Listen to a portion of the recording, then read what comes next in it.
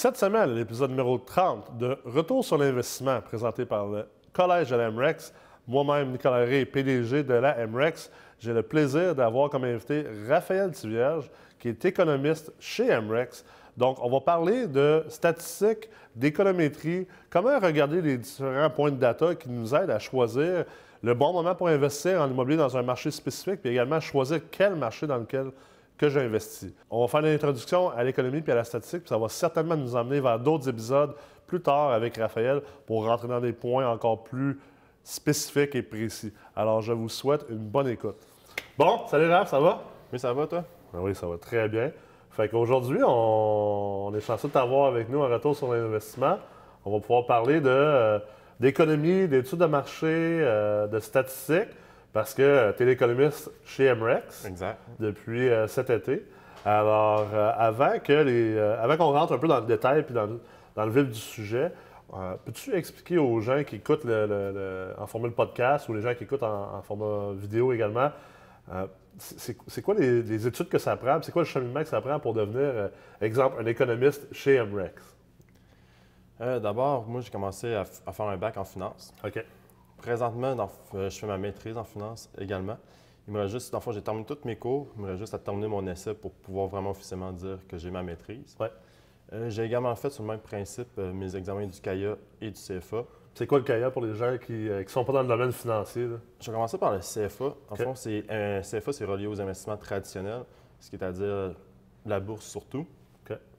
Le CAIA, c'est tout ce qui n'est pas traditionnel. Donc, on va parler d'immobilier, investissement, par exemple, dans l'art. Tout ce qui est investissement alternatif. Alternatif, hedge fund.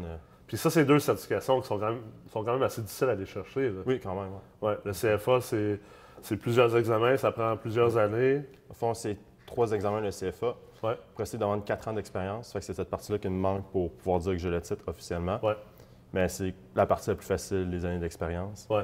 Ça, c'est vraiment les examens qui font en sorte que oui ou non, tu vas l'avoir un jour. C'est quoi le taux de réussite du CFA, tu sais-tu? De mémoire, c'est environ 44 je crois, pour le premier niveau. Puis des 44 qui ont passé, c'est environ 47 pour le deuxième niveau, puis environ 50 pour le troisième niveau. Fait qu'au final, près de 10-11 je pense que les gens vont réussir à obtenir le... Fait que 10 des gens qui entament l'obtention du titre CFA réussissent à aller le chercher. Ouais, environ, si je me souviens bien. Fait que c'est extrêmement difficile à aller chercher. Là. Puis, fait que là, tu as ton CFA, en fait, il te manque une couple d'années d'expérience pour pouvoir afficher le titre après ton nom. Exactement. Le CAIA, ça, c'est déjà réglé. Il manque encore un peu d'expérience. Mais les 2 examens sont faits. Exact. Fait que tu as tout passé les examens. Puis, la maîtrise, il manque l'essai. Fait que c'est quand même beaucoup d'études. Oui, exactement. Oui, ça fait quelques années que tu étudies en finance puis en économie. Exactement, oui. Puis qu'est-ce qui t'a amené initialement à vouloir étudier là-dedans? Je ne sais pas exactement. Dans le fond, quand j'étais jeune, au secondaire, je me suis intéressé à l'investissement. Je me suis dit... dans le fond, j'avais compris que le principe que la dépréciation des objets qu'on achetait, puis qu'il y avait de l'inflation, que le coût de la vie augmentait. Puis je trouvais ça un peu plate. Puis là, au reste, je me suis dit, ben voyons, il y a sûrement un moyen que juste toujours devoir acheter la même chose. Donc là, je me suis intéressé à l'investissement. L'investissement, ça travaille pour nous. Et c'est comme ça que je me suis commencé à m'intéresser en étant jeune, à essayer de comprendre pourquoi, justement, que les choses se déprécient, pourquoi que le coût de la vie augmente ou de la ligne l'inflation. Puis tout ça, maintenant, c'est cette espèce de curiosité personnelle-là qui a mené ensuite à plusieurs années d'études puis à plusieurs titres. Aujourd'hui, tu travailles comme économiste chez nous à la MREX. C'est quoi ton day-to-day pour que les gens comprennent? Parce que ça reste que il n'y a pas beaucoup d'économistes en immobilier encore. Il y en a beaucoup qui travaillent en... Les gens qui font tes études vont souvent travailler soit comme analyste financier au niveau boursier, au niveau des entreprises, des fusions et des acquisitions. Mais ça reste qu'en immobilier, on n'est pas encore rendu super sophistiqué par rapport à tout ce qui est statistique, par rapport à l'économétrie, économie et tout ça. Fait que c'est quoi ton day-to-day présentement pour que les investisseurs qui écoutent comprennent un peu le travail que toi tu fais et comment que ça peut leur bénéficier à eux? Dans le fond, c'est beaucoup de statistiques. C'est de regarder les statistiques, mais pas juste les collecter puis dans le fond, les collecter puis les mettre... faut les mettre en relation, dans le fond, les statistiques. C'est de manière isolée, on ne voit rien. Il faut regarder le passé, qu'est-ce que c'est aujourd'hui, l'évolution. Mais si on les prend de manière isolée, on ne voit pas la grande image. Ouais. Ce qui nous aide vraiment, c'est en regardant, OK, pourquoi? Puis en regardant un autre facteur qui pourrait l'expliquer. Puis en regardant au complet, on se rend compte, OK, normalement, cette variable-là n'aurait pas dû évoluer comme ça, mais elle est partie de cette direction-là parce qu'une autre variable, elle a varié d'une autre manière. OK. Puis c'est vraiment... Puis quand on est en immobilier, on regarde un marché, c'est de le mettre en perspective avec d'autres marchés. Parce que si on évalue un, bien, on n'a pas de point de référence. Mettons, si on regarde juste, on va dire, Sherbrooke, sans considérer les autres marchés du Québec. Bien, on a une opinion de Sherbrooke, mais le but, c'est d'investir, c'est de trouver le meilleur marché. Il faut le comparer aux autres avant de commencer à investir. Ouais. Donc, peut-être qu'on peut trouver Sherbrooke qui est beau, mais peut-être qu'un autre marché qui correspond plus à nos stratégies d'investissement. Puis c'est pour ça que c'est important de les regarder, puis oui, dans le passé, mais en comparaison. Fait que, analyse temporelle, puis aussi une analyse comparative. Fait que c'est un travail beaucoup de stats, de cumuler des statistiques, des choses qui sont arrivées dans le passé. Exemple, comment que les loyers ont évolué, comment que les taux d'occupation ont évolué, les TGA et tout ça. Puis d'essayer de trouver des liens. Parce que ultimement, comme tu dis, les statistiques, c'est beau. Puis tu sais, être capable de rassembler des chiffres puis de faire des statistiques. Puis on en voit souvent on voit souvent des études de marché qui sont publiées. Puis c'est extrêmement statique comme étude de marché. Mais là où la vraie technicalité puis l'importance dans le travail que tu fais puis dans ce qu'on veut apporter aux investisseurs chez MREX, c'est la capacité en fait, de prendre des statistiques, les rendre dynamiques, puis de sortir des solutions ou des prises de décision qui sont basées là-dessus. Oui, exactement. Mettons, on parlait de Sherbrooke. Oui. Sherbrooke, si on regarde juste la statistique de taux d'inoccupation, est à 5,3 bien, on n'est pas plus avancé réellement juste en sachant ça. Oui, OK, on peut le comparer avec les autres. On sait que c'est un des taux les plus élevés dans les 6 régions du Québec principal. Oui, les grandes régions. Là, les exactement. Ouais. Mais si par contre on le regarde par année de construction, on se rend compte que, oui, peut-être à 5,3 puis peut-être qu'il y a beaucoup de construction, mais les bâtiments qui sont construits après 2000, leur taux d'inoccupation est à 3 OK. À 3 on va considérer que le marché est sain, que l'offre et la demande est en équilibre. Mais par contre, les constructions faites avant 1960, de mémoire, c'est 6,9 OK, fait que c'est encore Fait qu'il y a quand même une différence. Ouais. Fait que quelqu'un qui veut faire de l'optimisation, ça peut être très intéressant pour lui de savoir ce détail-là. Oui, mon taux d'inoccupation est 5,3, mais il y a une différence à travers le marché. Parce que s'il achète un immeuble qui est construit dans les années 60, qui n'a pas été super bien entretenu, au niveau du financement, au niveau de l'évaluation de la valeur marchande également, on va considérer dans la normalisation le taux d'inoccupation qui va être quand même assez élevé. Exactement. Puis, en fait, dans la normalisation, on prend le taux de Sherbrooke, là, généralement. La plupart des banques vont le faire. Mais surtout dans l'opérationnel, c'est que ce que les gens oublient, c'est oui, on fait une valeur économique, on établit la valeur des immeubles pour normaliser.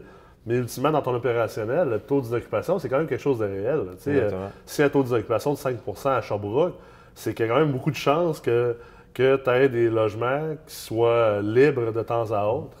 Et donc, de prendre un immeuble des années 60, de complètement le rénover, puis de le transformer pour qu'il soit l'équivalent d'un immeuble qui a moins de 10 ou 15 ou 20 ans, c'est sûr et certain que ça agit positivement sur ton taux d'occupation opérationnel. Puis, ben, c'est sûr que ça agit aussi sur tes revenus, donc la valeur de ton immeuble. Exactement. Ça affecte, dans le fond, ça affecte directement la rentabilité de l'immeuble. C'est clair. Puis, dans le fond, aussi, de l'optimiser à Sherbrooke, c'est que beaucoup d'étudiants qui vont venir, par exemple, de Montréal ou d'autres régions du Québec, que le coût de la vie est plus élevé. Ouais. Donc, ils sont habitués déjà de payer des loyers plus élevés. Ouais. Donc, ils n'ont pas de misère à payer un loyer plus cher après l'optimisation. Puis c'est pour ça qu'en quelque sorte, ça explique le taux d'inoccupation plus bas. C'est ce que la clientèle demande en quelque sorte. Fait que comme investisseur immobilier, mettons, l'objectif, c'est toujours de prendre ces statistiques-là puis de les utiliser pour prendre des décisions ou pour bâtir notre stratégie d'investissement. Fait que ce que tu dis là, c'est qu'un investisseur, comme dans le cas de Sherbrooke, parce que tu as complété une étude de marché récemment à Sherbrooke, oui, exactement.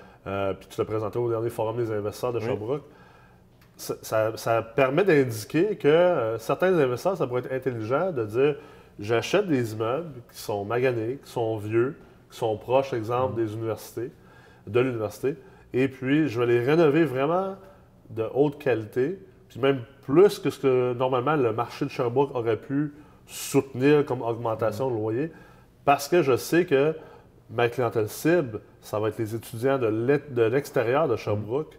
Exemple, des étudiants de Montréal, des étudiants de Drummondville, de Québec, de d'autres villes qui vont venir. Puis ils sont peut-être prêts à payer plus cher ou peut-être qu'ils vont se mettre avec un coloc, avec deux colocs, puis qu'à 2, 3, 4, ils sont capables de payer un loyer plus cher. Fait qu'une belle opportunité là de dire je peux aller chercher un loyer plus élevé parce que, tu sais, si à Sherbrooke, exemple, je me rappelle pas c'est quoi les loyers moyens ou médians, là. Le loyer moyen, je m'en souviens pas par Ça ne cœur. souviens pas. Mais tu sais, mettons, si le loyer moyen, c'est 750 pour un 4,5, mais ça se peut, par exemple, qu'il y ait des loyers à 1000$ ou à 1050, parce que tu sais, la loi des moyennes fait en sorte que, bon, la moyenne ne nous dit pas c'est quoi l'échantillon, puis c'est quoi Oui, exactement. c'est quoi le range, en fait, du plus haut puis au plus bas. Mais si on en regarde la statistique de cette manière-là, on est capable de dire, OK, bon, ben moi, je vais aller vers des immeubles autour des universités parce que je veux aller maximiser mon loyer puis aller chercher un 1000$ par mois, ce qui n'est peut-être pas le cas là, dans le centre-ville de Sherbrooke parce que là, je suis plus dans une population qui va être peut-être plus populaire, plus pauvre un peu, là. Fait que ça permet de regarder toutes les différences entre non seulement entre les marchés comme Sherbrooke puis Montréal, il y a aussi les sous-marchés, mettons, dans Sherbrooke. Totalement. Ouais. C'est quoi tu as vu récemment, justement, quand tu as fait ton étude de marché sur Sherbrooke? As-tu des points intéressants qui sont sortis par rapport aux différents secteurs? Je dirais qu'au niveau secteur, pas nécessairement, vu que Sherbrooke, Montréal, c'est un marché un petit peu plus. Plus de variabilité. Oui, exactement. variabilité. Tandis que Sherbrooke, juste avec stratégie d'optimisation, on se rend compte que c'est une ville qui est propice pour ça. OK. Puis même une autre statistique qui nous aide à le confirmer, c'est le taux de rotation. Ouais. Autrement dit, c'est le taux de roulement des locataires. Et c'est l'endroit qui est le plus élevé. OK. Fait que ça veut dire que c'est là que, probablement, que si tu es un propriétaire de bloc, tu vas avoir le plus de changements de locataires d'année en année. Exactement. Fait que quelqu'un qui veut faire de l'optimisation, encore une fois, c'est excellent. Ouais. Mais quelqu'un qui ne veut pas trop faire de gestion de locataires, c'est peut-être pas l'endroit idéal pour lui, Sherbrooke. Il y a peut-être une autre ville plus intéressante. Fait que c'est toujours de mettre ça en perspective en tant qu'investisseur. Si, par exemple, on est né à Sherbrooke, puis on croit qu'on doit investir à Sherbrooke parce qu'on est né là, mais notre profil, c'est pas optimisateur, c'est gestionnaire d'immeubles. Bien, il y a d'autres marchés plus propices, puis c'est pas parce qu'il est à 2 heures de route qu'il faut le négliger. C'est souvent une erreur que les gens vont faire d'investir dans leur ville natale en croyant qu'il y avait une meilleure chance de réussite parce qu'ils connaissent mieux, mais en réalité, c'est probablement que les statistiques que je viens de parler, ils ne connaissaient déjà pas à la base. Ouais. Fait que la réalité, c'est que c'est un biais psychologique, en psychologie qu'on va appeler, souvent, dans le fond, c'est quand même récent d'appliquer la psychologie. À l'investissement, oui. Ouais, exactement. Dans le fond, dans les livres, en théorie, l'investisseur, il est rationnel toujours. La réalité, c'est que l'humain, il n'est pas rationnel, puis il va avoir des biais pour être capable de faciliter, fonctionner plus rapidement.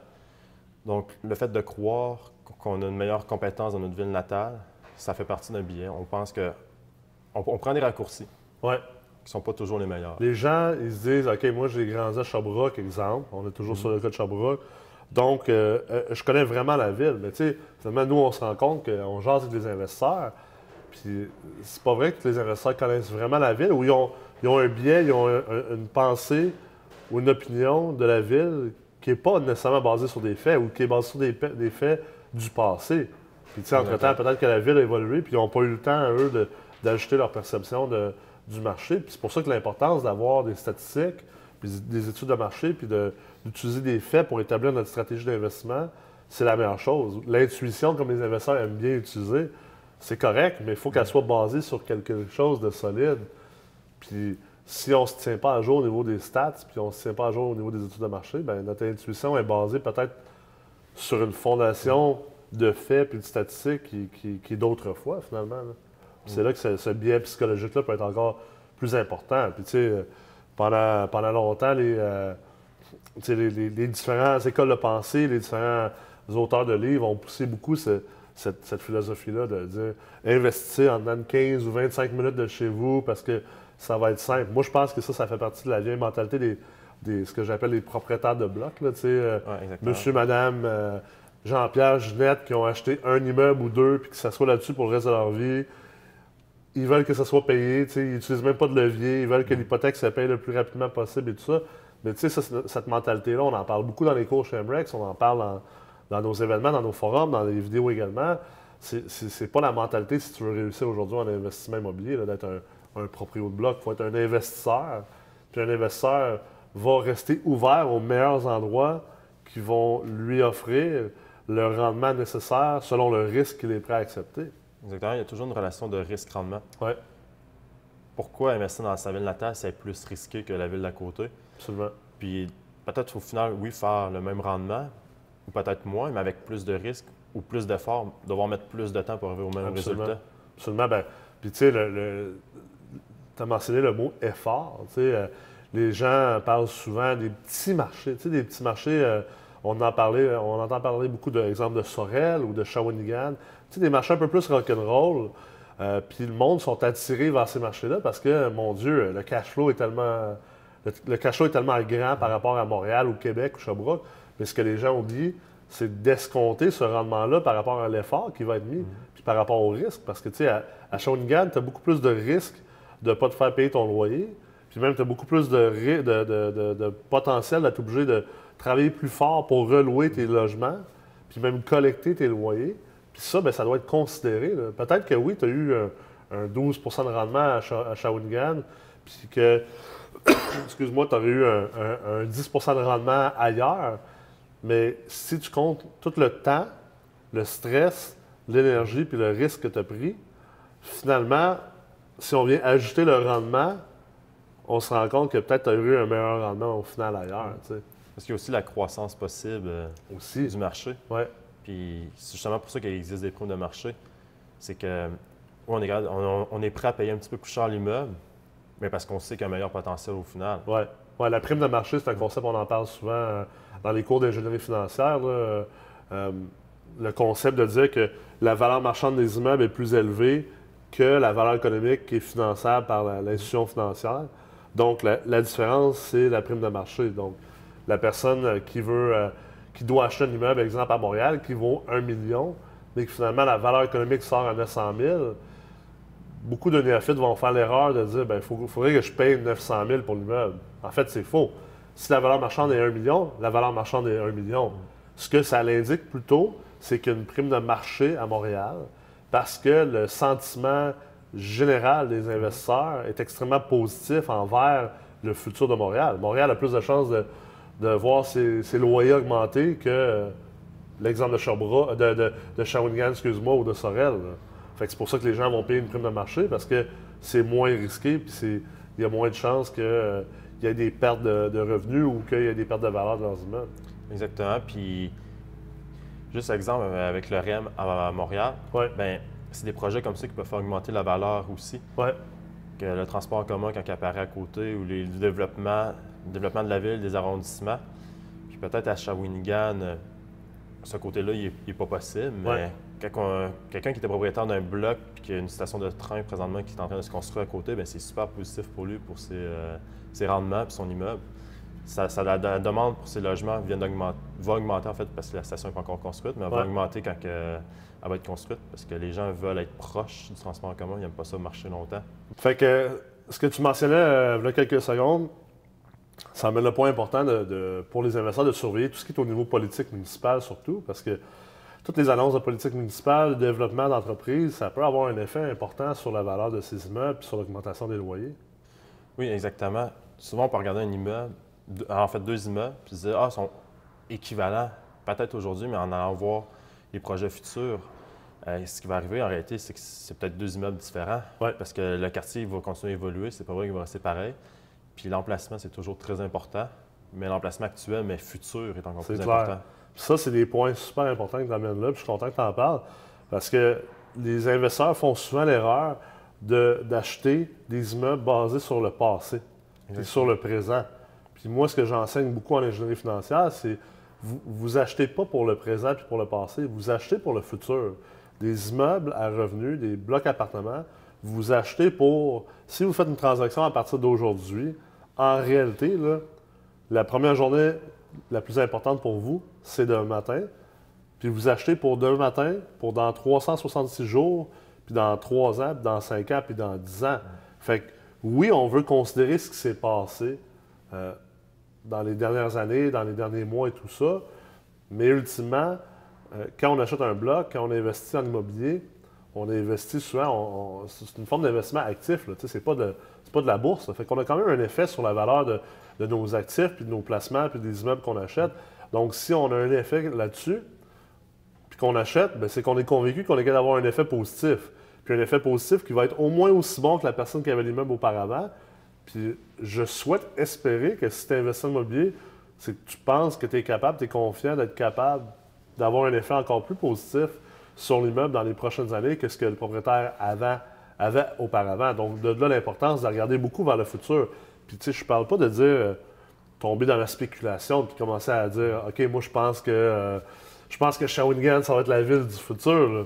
Tu sais, ça c'est de la spéculation, c'est d'essayer d'aller plus loin. Puis, tu sais, quand on essaie de spéculer, de faire du forecasting très, très loin, 10, 15, 20, 25 ans, plus qu'on s'éloigne d'aujourd'hui, plus que c'est difficile d'établir quelque chose de véridique puis quelque chose de précis. Mais il faut quand même être capable de se projeter dans le futur puis d'acheter à partir de là. Oui, exactement. Si on fait 25 ans, bien, le risque de se tromper il est vraiment élevé, il est très élevé. Tandis que sur 5 ans, c'est une période quand même raisonnable. Ouais. Mais sur 25 ans, c'est tellement de choses qui peuvent arriver que personne ne sait réellement où est-ce qu'on va être dans 25 ans. Dans 5 ans, par contre, le monde, oui, va avoir changé, mais pas autant qu'en 25 ans. Ouais, Fait, ouais. encore là, c'est important de... Oui, on fait nos prévisions aujourd'hui, mais de les refaire à chaque année, souvent. Parce qu'à chaque fois qu'il y a une nouvelle information qui arrive, d'updater son modèle ou ses pensées, puis pas faire aussi une autre erreur psychologique de dire, bien, de garder son point de vue. Par contre, cet immeuble-là était bon parce que je l'ai acheté, il était bon. Puis finalement, de se rendre compte que c'était une erreur, bien, souvent le monde va essayer de se rationaliser. Non, c'est un bon achat, Au lieu de juste limiter les pertes. C'est clair. Puis prendre la perte puis passer à d'autres choses, ils vont continuer puis se rempirer. Ça, c'est vraiment important. Ça amène le côté d'essayer d'un peu sortir de l'émotion, de l'aspect d'investissement, puis de ne pas s'attacher à des immeubles, de ne pas s'attacher à des actifs. Ultimement, les investisseurs immobiliers multilogements sont vraiment les pires investisseurs par rapport à ça parce que la plupart des gens ont acheté leurs immeubles là, 20, 30 ans, puis là, sont très attachés à ça. T'sais, moi, dans le transactionnel, j'en ai eu plusieurs transactions où le propriétaire, là, c'était comme son bébé, là, son bloc. Là. Puis dès que tu vois ça devient très dangereux parce que tu parlais tantôt de biais psychologiques. Tu viens être extrêmement biaisé par rapport à toute ta brise de décision. Puis, en plus, dans le multilogement, les gens ont beaucoup été inculqués d'avoir une stratégie buy and hold. C'est-à-dire, on achète un immeuble, puis on s'assoit dessus pendant 25-30 ans. Mais tu sais, ce que nous, on enseigne en ingénierie financière, puis en se basant sur des statistiques, puis l'évolution du marché, c'est de regarder l'immeuble, comment que l'immeuble va croître, comment il va évoluer dans le marché, comment que le marché également va évoluer. Puis ça se peut que, même si initialement, tu as acheté cet immeuble-là, puis ta stratégie, c'était de faire du buy and hold, puis de le garder pendant 15, 20, 25 ans, mais ça se peut que, comme tu dis, si à chaque année, tu refais ton analyse, tu remets tes choses à jour, ça se peut que tu te rendes compte que, oh, attends un peu, là, mon immeuble, là, je l'ai optimisé, j'ai tout pressé le citron au complet, il n'y a plus rien à faire au niveau de l'augmentation des revenus, de réduire les dépenses. Puis en plus, je suis dans un secteur où je suis dans un marché où il n'y a pas de croissance présentement. C'est une croissance qui est stagnante ou même peut-être même une décroissance. Bien, à ce moment-là, il faut que l'investisseur arrive à la conclusion de dire c'est le temps de vendre. Peut-être qu'il faut que je sorte du marché avant de me ramasser finalement dans le bas du marché plus tard. Là, exactement. Puis on parle de sortir du marché, mais on peut sortir du marché pour rentrer dans un autre marché qui correspond plus à nos attentes, Absolument. à nos objectifs. Puis c'est toujours, oui, on l'a eu, on l'a optimisé, on a atteint notre objectif. Donc le rendement potentiel qu'on est capable, il est rendu moins grand. Bien, c'est peut-être le temps de le vendre puis de ne pas s'attacher puis d'en acheter un autre qu'on peut recommencer le même pattern avec un bon rendement, puis on continue comme ça. Puis, pour revenir au risque tantôt, ça reste que tant aussi longtemps que notre valeur, elle est illiquide, donc pris dans un immeuble, il y a du risque. Notre rendement, on n'a pas caché out sur notre rendement. Fait qu'il y a toujours une espèce de potentiel de perte de rendement. Alors, des fois, ça peut être intéressant de sortir de l'immeuble, de vendre l'immeuble, comme tu dis, parce qu'on est peut-être au pic du marché. On sort de cet immeuble-là, on le vend. Ça nous permet aussi de dire le rendement qu'on a eu, le rendement projeté, c'est plus seulement du rendement papier. C'est plus juste un chiffre, là, un taux de rendement interne sur un chiffrier Excel, mais je l'ai vraiment retiré. J'ai de l'argent, je suis liquide. Puis comme tu dis, là, je peux regarder c'est quoi les autres marchés autour de moi. Peut-être que j'étais dans un marché, on va dire, peut-être que j'étais à Québec, puis je considère que Québec était vraiment au maximum. Puis là, bon, ben, je vais re-rentrer maintenant avec mes nouvelles liquidités, avec le rendement que j'ai généré, puis que là, c'est un vrai rendement que j'ai eu. Puis je vais rentrer dans un autre marché que je pense qu'il va venir prendre beaucoup de croissance dans les prochaines années. Là. C'est difficile à faire si on reste émotionnellement attaché à nos blocs. Là. Puis souvent, le monde va se dire, dans le fond, mon immeuble vaut tant, mais la réalité, c'est qu'il ne vaut pas cette valeur-là tant son temps qu'il n'y a pas quelqu'un qui a été prêt à la payer. Absolument, absolument. C'est là qu'on réalise réellement. Puis souvent, les personnes vont souvent s'attacher à leur immeuble, donc peut-être le surévaluer et accorder une valeur plus grande que ce que le marché est prêt à payer. Absolument. Puis tu sais, ça amène le point où les gens qui disent ah, j'ai acheté un immeuble, puis je l'ai payé en bas de sa valeur marchande. Mais en réalité, ce que les gens ne réalisent pas, c'est que tu ne peux pas vraiment payer un immeuble en bas de sa valeur marchande parce que du moment que toi, tu as payé ce prix-là, c'est ça sa valeur marchande. La vraie valeur marchande, c'est le prix qui a été payé. Puis si, exemple, tu dis un immeuble vaut, mettons, l'évaluation agréée sort à 1 million. Les gens, puis les comparables sortent à 1 million. Fait que les gens ont tendance à dire, bien, cet immeuble-là vaut 1 million. Puis je l'ai payé 910 000. En fait, il vaut 910 000 l'immeuble. Tu n'as pas eu un deal dessus. Peut-être que dans le futur, tu vas le transformer en un deal parce qu'il a possiblement été mal géré. Peut-être que tu l'as acheté à un moment du marché où que les acheteurs n'étaient pas super actifs. Mais ça reste que ta valeur de l'immeuble, en réalité, c'est 910 000. Puis si ce n'était pas 910 000 puis que c'était 1 million, là, bien, il y a quelqu'un d'autre qui l'aurait acheté entre ton 910 et ton 1 million. Là. Il y a quelqu'un qui l'aurait acheté à 950, à 925, à 940, à 970. Fait que ça, c'est une autre erreur quand on parle de biais. C'est une autre erreur que les investisseurs ils tombent souvent dans le panneau par rapport à ça. Là.